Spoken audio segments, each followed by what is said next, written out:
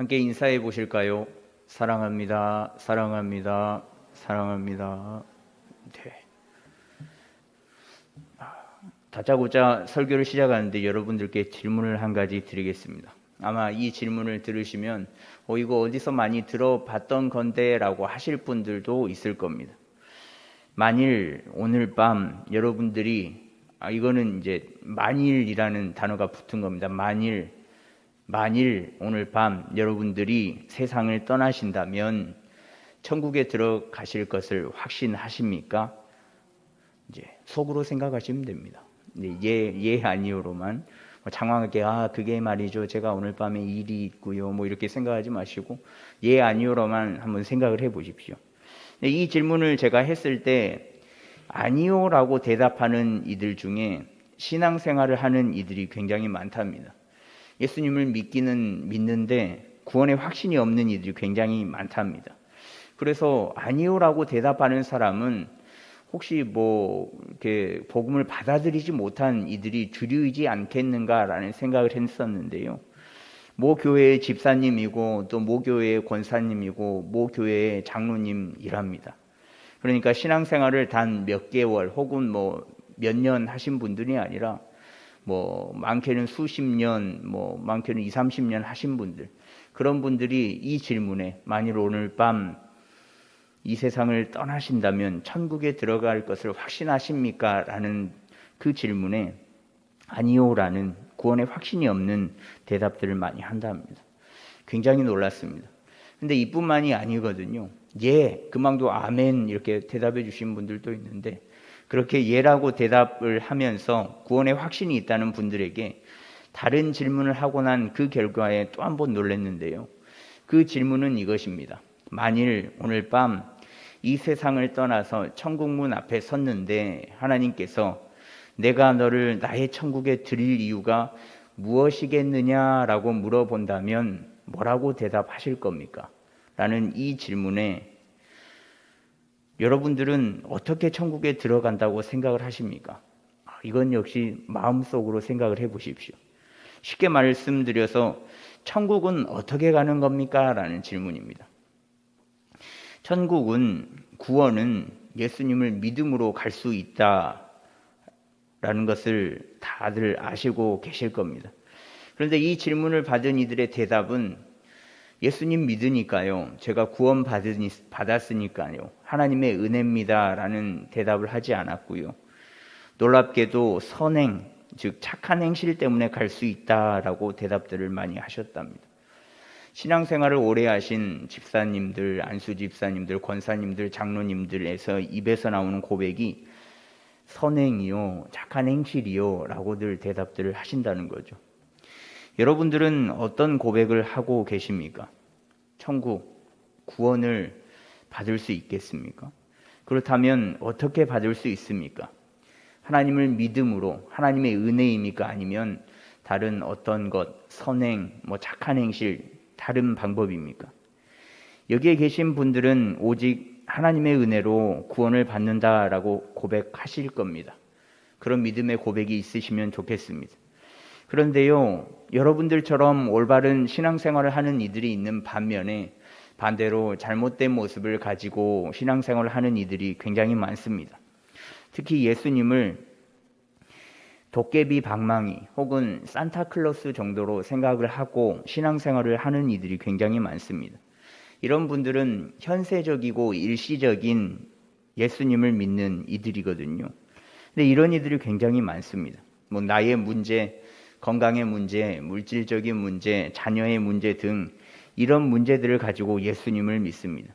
근데 여기까지는 좋거든요. 여기까지는 좋습니다. 문제가 있고 해결되지 않은 일들이 많고 또 내가 아닌 자녀에 대한 어려움이 있고 가정에 대한 어려움이 있고 우리의 힘으로 될 수 없는 것들 때문에 예수님을 믿는 것 좋습니다. 그런데 문제가 있기 때문에 예수님을 믿을 수 있죠. 그러나 안타까운 것은 그 문제가 해결되면 예수님을 버리는 데 문제가 있습니다. 더 나아가서 예수님을 그저 병을 고쳐주시는 분, 물질의 문제를 해결해 주시는 분, 어려운 일을 들어주는 분만으로 믿기 때문에 참으로 안타까운데요. 이렇게 믿는 것은 현세적이고 일시적인 믿음이다라고 이야기를 할 수 있습니다. 그런데 안타깝게도 이 믿음으로 신앙생활을 하시는 분들은 구원을 받을 수 없습니다. 더불어서 많은 이들이 오해하며 신앙생활을 하는 것, 바로 기복주의 신앙인데요. 그게 잘못됐냐라고 생각하시는 분들이 있을 겁니다. 그런데 기복과 기복주의 신앙은 엄연히 다른 거거든요. 기복은 말 그대로 하나님께 복을 구하는 행위입니다. 그러니까 우리는 분명히 기복은 해야 하거든요. 하나님께서 창조주 되시고 우리는 피조물이기 때문에 당연히 하나님 앞에 복을 구하는 기복은 해야만 합니다. 하나님께서 사람을 지으시고 바로 그 직후에 하신 일이 사람에게 복을 주시는 일을 하셨기 때문인데요. 창세기 1장 27절과 28절 말씀해 보시면요. 하나님이 자기 형상 곧 하나님의 형상대로 사람을 창조하시되 남자와 여자를 창조하시고 하나님이 그들에게 복을 주시며 하나님이 그들에게 이르시되 생육하고 번성하여 땅에 충만하라 땅을 정복하라 바다의 물고기와 하늘의 새와 땅에 움직이는 모든 생물을 다스리라 하시니라. 하나님께서는 우리 인간을 창조하시고 그 즉시 하신 일이 우리에게 복을 주시는 일이었습니다. 바로 복을 주셨거든요. 그렇기에 피조물인 인간은 창조주 되시는 하나님께 기복, 즉 복을 구해야만 합니다. 오히려 복을 구하지 않으면 하나님을 무시하는 것이고 또 하나님을 믿지 않는다라고 볼 수 있습니다. 우리는 하나님의 피조물이기 때문에 창조주 되시는 하나님께 반드시 복을 구해야만 한다라는 거죠. 그러나 복을 구하는 것이 주체가 되어서 하나님이 되어버린 것은 기복주의 신앙입니다. 그러니까 복이 구하고 간구하는 것을 들어주는 것이 하나님이다 라는 것이 기복주의 신앙이거든요. 그런데 기복주의 신앙은 우리가 가져선 안 되는 모습입니다. 왜냐하면 복을 주시지 않는 하나님이면 버릴 수도 있기 때문에 그렇습니다. 이들이 섬기는 것은 하나님이 아니라 하나님께서 주시는 복이기 때문에 그렇습니다. 현세적 일시적인 믿음과 기복주의의 신앙은 잘못되었어도 한참 잘못된 믿음과 신앙 생활이거든요. 근데 잘못되지 않았다라고 생각하는 분들이 있을 겁니다. 여기에는 없으시면 좋겠습니다. 목사님이 뭘 몰라서 그런다고.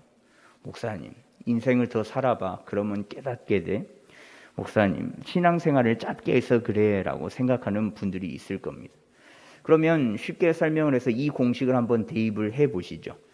이것이 사실이라면, 기복주의 신앙이 틀리지 않은 거라면 어렵고 힘들고 가난한 이들이 없어야 되거든요. 누가 인생을 살면서 힘들고 가난하고 어렵고 삶을 포기하고 싶은 생활 속에서 살아가고 싶은 사람들이 있겠습니까? 이 공식이 사실이라면 그런 분들이 하나도 없어야 되거든요. 이런 분들은 저주받은 인생이 되는 것인데 이게 맞는 걸까요? 그렇다면 저도 저주받은 인생이거든요. 남들이 보기에 쌓아놓은 재산이 하나도 없습니다. 집도 없고요. 지금 사택에서 삽니다. 고맙습니다. 땅도 없고요. 건물도 없고요. 차는 있네요. 근데 모아놓은 재산이 없거든요. 이룩해 놓은 게 단 한 가지도 없습니다. 그런데 이게 저만 그러겠습니까? 아마 다수의 분들이 그럴 겁니다. 한 달 벌어서 하루 먹기도 힘든, 어찌 보면 또 하루 벌어서 하루 먹기도 힘든, 자녀들 가르치랴 또 생활하랴 너무나도 힘든 다수의 사람들이 그렇게 살아가지 않을까요? 그렇다면 저를 포함해서 어렵고 힘들게 살아가는 이들, 부자가 아닌 이들은 저주받고 실패한 인생이겠습니까? 아니죠. 절대 그렇지 않습니다. 그렇게 바라보는 눈이 잘못된 믿음을 가지고 잘못된 신앙을 가진 눈이다라는 거죠. 하나님께서 주시는 복을 재물이라는 것으로 제한하는 잘못된 신앙입니다. 바른 신앙은 주어진 상황과 환경 속에서 기쁨을 발견하는 것이 바른 신앙이거든요. 비록 어렵고 힘든 상황일지라도 하나님이 함께 하신다는 믿음으로 이겨내는 것이 하나님께서 원하시는 믿음이요 하나님께서 원하시는 신앙생활의 모습이거든요. 그럼에도 불구하고 지금도 기복주의 신앙과 현세적이고 일시적인 믿음을 가진 이들이 굉장히 많습니다. 그런 믿음과 신앙을 가진 이들에게 오늘 말씀이 일침을 가하는데요. 오늘 말씀을 제가 메시지 성경으로 봉독합니다. 사랑하는 친구 여러분, 하나님의 진리에서 떠난 사람들을 알고 있거든 그들을 포기하지 마십시오. 그들을 찾아가십시오. 그들을 돌아서게 하십시오. 이는 귀한 생명들을 파멸해서 건져내는 일이며 하나님을 등지는 일이 전염병처럼 퍼지는 것을 막는 일입니다. 이렇게 이야기를 하고 있습니다. 그러니까 일시적이고 현세적인 믿음과 기복주의 신앙을 가진 이들은 하나님을 등지는 일이다라고 분명하게 말씀하고 있습니다. 그러니 복음을 잘못 알고 또 잘못 이해하고 있는 이들에게 반드시 찾아가서 돌아서게 하라, 돌아서게 해야 한다라고 말씀하고 있습니다. 복음을 잘못 이해하여 잘못된 복음을 듣고 받아들여서 하나님을 등진 이들에게 반드시 올바른 복음을 전해야만 합니다. 그리고 그 일이 파멸될 생명을 구하는 일이 될 수 있습니다. 물론 구원은 하나님의 손에 달려 있습니다. 구원은 불가항력적인 하나님의 은총입니다. 그 일은 제가 하고 싶어도 또 여러분들이 하고 싶어도 하고 싶다고 해서 할 수 있는 그런 부분이 아닙니다. 그러나 우리가 잘못된 길을 걷고 있는 이들에게 찾아가서 복음을 전하는 것은 올바른 길에 돌아올 수 있게끔 길을 닦아주는 일입니다. 그들이 잘못된 곳에서 다시금 돌아올 때 비탈길과 돌밭길을 걸어와야 하는 어려움이 있다면 우리가 그들을 만나고 위로하고 또 올바른 복음을 전함으로써 그들의 길은 평평하고 걷기 좋은 땅이 될 수 있다라는 거죠. 돌아오기가 힘들어서 포기할 수 있는 그들의 길을 평탄케 해줄 수 있습니다. 우리가 전하는 바른 복음으로 말이죠. 그러니 그들이 조금은 빨리 그리고 조금은 더 수월하게 그리고 조금은 더 편하게 돌아올 수 있게끔 할 수 있습니다. 그래서 우리의 입술로 전해지는 복음은 아무것도 아닌 게 아닙니다. 그들을 위한 사랑의 한마디가, 그들을 위한 위로의 한마디가, 그리고 가장 중요한 것, 진짜 복음을 전하는 것은 그들을 구원시키는 일에 포함되어 있습니다. 사람을 변화시키는 진리는 변하지 않거든요. 10년이면 강산이 변한다라는 말이 있죠. 그래서 산과 바다 또 자연은 진리가 아닙니다. 진리라는 것은 세월이 흘러도 영원히 변하지 않는 것이 진리이거든요. 그렇기에 진리는 복음, 즉 예수님 그 자체입니다. 그 진리를 왜곡하여서 듣고 또 믿는 이들의 끝은 사망밖에 없음을 저희는 잘 알고 있죠. 그러나 우리가 전하는 복음으로 사망에서 생명으로 허다한 죄를 덮을 수 있습니다. 이렇게 들으시면 이런 궁금증이 있으실 수도 있겠습니다. 아니, 그건 당신이 해야지. 앞에 있는 목사님이 해야 되는 거 아닙니까? 우리가 어떻게 복음을 전해요? 맞죠? 물론 저도 해야 합니다. 그런데 여러분들도 하셔야 되거든요. 신방을 가면 물론 반겨주시는데 별로 썩 그렇게 좋아하지는 않으시더라고요. 왜냐하면 불편하거든요. 목사님이 온다고? 좋은데 불편한데 좋은, 그 마음을 아실지 모르겠지만 여튼 목사라는 직분을 가지고 이렇게 다가가면 좋은데 불편하고 불편한데 좋고 이게 안 좋은 건 아니면서도 좋고 뭐 그런 감정들을 가지고 계시는 것 같더라고요. 그런데 여러분들이 가까이 나아가서 친한 분들에게 또 지인들에게 다가가서 복음을 전한다면 그 복음이야말로 굉장한 힘이 있을 겁니다. 그래서 복음을 전하는 것은 주님께서 우리 모두에게 주신 사명이기에 목사든 집사든 장로든 하나님을 믿는 사람은 반드시 전해야 한다라는 거죠. 혹 지금까지의 말씀을 듣고 내가 잘못된 신앙을 가지고 있었네 라는 마음이 드셨다면 지금이라도 진짜 복음인 진리이신 예수님을 믿었으면 좋겠습니다. 예수님을 어떤 문제만을 해결해주는 제한적인 존재로만 생각하지 않고 예수님 그 존재 그 자체를 믿는 우리가 되었으면 좋겠습니다. 예수님의 존재 자체를 인정할 때 우리의 삶은 변하거든요. 그런데요, 이런 일들이 굉장히 많잖아요. 앞에 계신 분들 또 온라인으로 예배 드리는 분들은 아니겠지만 잘못된 믿음과 잘못된 신앙생활의 모습을 가져서 변질된 믿음과 신앙관을 가진 사람들이 굉장히 많거든요. 그런데 왜 이들이 기복주의에 빠지는지 고민해 보셨습니까? 왜 현세적인 믿음과 신앙을 가지고 살아가시는지 고민을 해 보셨나요? 그것은 하나님이 인간을 지으신 의도를 잘못 생각해서 그렇습니다. 그렇다면 하나님께서 인간을 지으신 의도는 무엇인가? 복받고 사는 것, 즉 복이 평안과 만사형통이라고 의례 생각하는 일반적인 종교심을 가지고 살아라라고 의도하시지는 않으셨습니다. 우리가 쉽게 예를 들면 출애굽 사건을 보면 잘 알 수 있죠. 일반적으로 출애굽 사건을 생각을 할 때 애굽을 나가는 것이라고 생각을 합니다.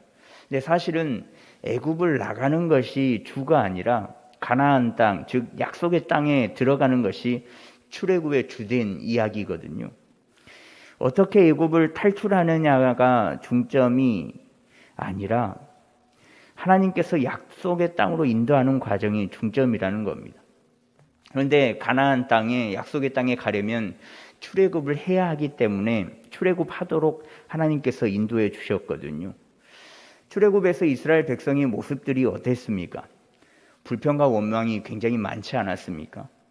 출애굽했다는 그 기쁨과 즐거움은 잠시, 그들에게 어려운 상황과 환경을 맞닥뜨렸을 때는 곧바로 불평과 원망을 하게 하였습니다. 그럴 때마다 하나님께서는 목이 마르다라고 하면 물을 주셨고, 배가 고프다라고 이야기를 하면 만나와 메추라기를 주셨고, 덥다 그러면 구름 기둥을 세워주셨고, 춥다 그러면 불 기둥을 세워주시지 않으셨습니까? 그들의 모든 불만을 하나님께서 들어주셨거든요.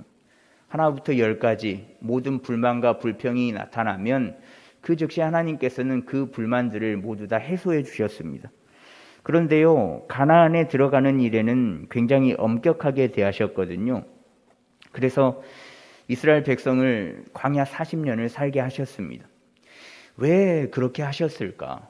출애굽하고 광야를 살아가면서 그렇게 쏟아내는 불평과 원망은 다 들어주시면서 왜 가나안 땅에 들어가는 것만 굉장히 엄격하게 대하셨을까?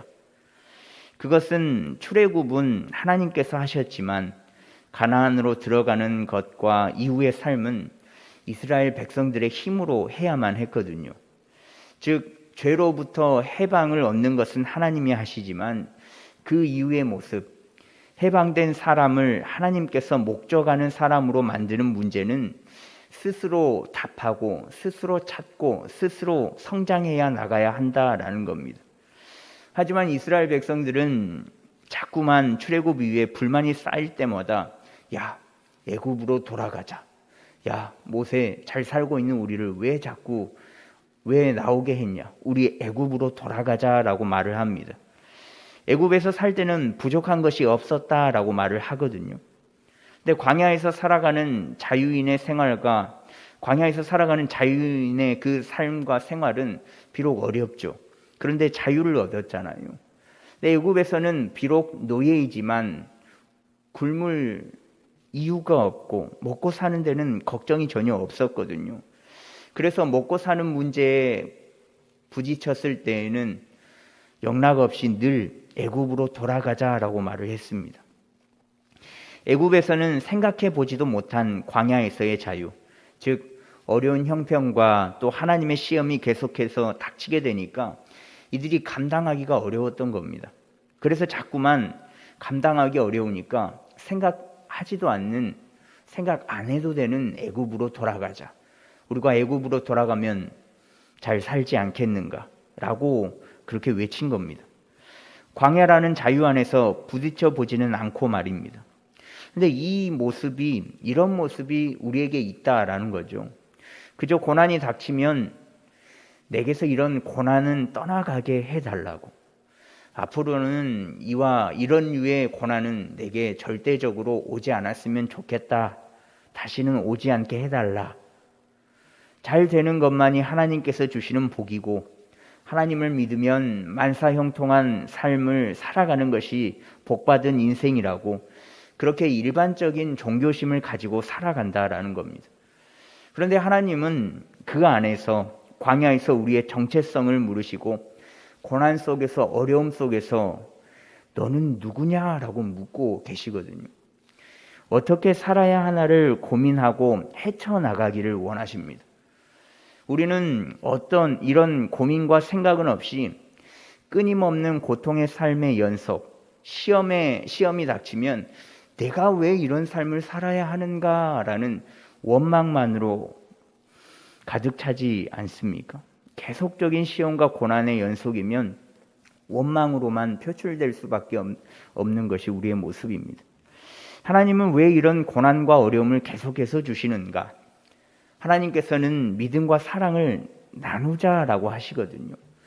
어려움 속에서도 나를 믿고 신뢰하고 사랑으로 베푸실 것을 믿으며 이겨내기를 원하고 계신다라는 겁니다. 고난과 시험이 오지 않으면 좋겠지만 인생을 살아가는 인간이라면 누구나 다 찾아오는 것이 고난과 시험입니다. 그 일들 속에서 나는 무조건 잘 되고 만사형통만을 원하는 기복주의적인 신앙만 쫓아가는 것이 아니라 그 안에서 정체성을 발견하고 나는 누구인가라는 것을 정립하고 하나님의 목적이 무엇인지 찾으면서 맞서야 한다라는 거죠. 이런 모습이 사라졌기에 미혹에 빠지고 진리가 아닌 것에 집중하며 살아갈 수밖에 없다라는 겁니다. 지금 설교하고 있는 제 자신부터가 미혹에 빠지지 않았으면 좋겠습니다. 하나님께서는 나라는 인간을 왜 창조하시고 이 땅 가운데 살아가게 하셨는지, 무엇을 원하고 또 어떻게 살아가는 것이 하나님의 목적대로 살아가는 것인지를 저도 고민하고 또 여러분들도 함께 고민해 보면 좋겠습니다.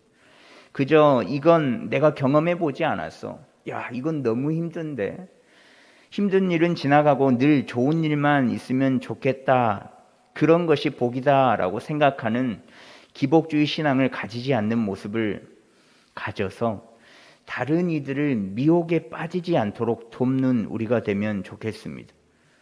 잘 되고 시험이 없기 때문에 믿는 것이 아니라 믿어서 이겨낼 수 있다라는 것을 행함으로 보이면서 살아가는 우리가 되면 좋겠습니다. 다른 이들이 꼭 내 잘못된 모습을 보고 그 모습으로 빠져들 수 있거든요.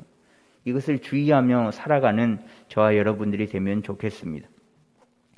제가 금호교회에 오고 나서 좋았던 점이 있는데, 그게 뭐냐면 바로 여러분들 왼쪽 편에 보면 플랑이 하나 달려 있죠.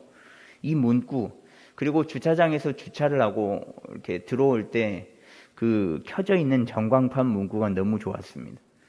하나님 앞에서 행함으로 예배하는 교회. 여기서 말하는 행함은 야고보서에서 말하는 행함과 같은 맥락의 행함을 말한다고 보는데요. 여기서 말하는 행함은 잘 되는 것만의 모습은 아닙니다. 예수님 믿어서 잘 되고 복 받고 병 고침 받고 자녀가 성공하고 모든 근심과 걱정은 사라지고 물질의 복을 받고 이런 모습의 변화만을 말하는 게 아닙니다.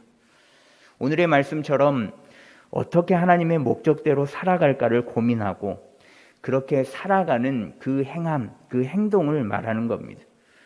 그러니 오직 하나님의 목적대로 살아가는 행함을 통해서 하나님이 원하시는 목적과 또 방향대로 살아가는 우리가 더 나아가서 이 금호교회 공동체가 되기를 간절히 소망합니다. 이런 모습이 구원에 이르게 하는 일임을 기억하면서 행함으로 반드시 예배하는 우리의 모습이 되었으면 좋겠습니다. 이런 모습으로 나아갈 때, 이런 모습으로 살아갈 때 우리 주위의 사람은 미혹에 빠지는 일은 없을 겁니다. 그리고 혹 잘못된 신앙관을 가지고 미혹에 빠진 이들이 있어라도 우리의 이러한 행함을 보면서 미혹에 빠져나올 수도 있으니 앞으로의 모든 삶은 반드시 하나님 안에서 정체성을 묻고 정립하여서 늘 하나님께서 기뻐하시는 행함을 나타내는 삶의 예배자가 저와 여러분이 되기를 간절히 소망합니다.